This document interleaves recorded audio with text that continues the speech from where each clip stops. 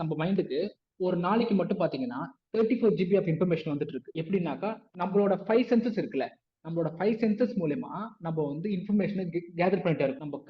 நம்ம கண்ணு மூலயமா ஒரு விஷயத்த பாக்குறோம். Social media, YouTube, Instagram.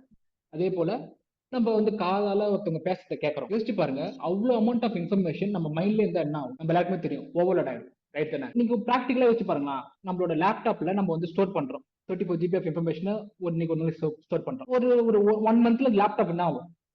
கன்ஃபார்மா ஓவர்லோட் ஆயிடும்ல. அதே போலதான் எப்படி நம்ம மைண்ட் மட்டும் அவ்வளவு அமௌண்ட் ஆஃப் இன்ஃபர்மேஷன் ரிசீவ் பண்ணுது, எப்படி ஓவர்லோட் ஆகாம இருக்கு அப்படின்னு நீங்க கேட்டீங்கன்னா, நம்ம மைண்ட் ரிசீவ் பண்ற இன்ஃபர்மேஷன்ல 99% ஆஃப் இன்ஃபர்மேஷனை ஃபில்டர் பண்ணிடுது. ஓகே, எது நமக்கு தேவை, எது நமக்கு தேவையில்லைன்னு. ஸோ அப்போ ஆல்மோஸ்ட் நம்ம 34 ஜிபில 99% ஆஃப் இன்ஃபர்மேஷன் நமக்கு தேவையில்லைன்னு ரிமூவ் பண்ணிடுது.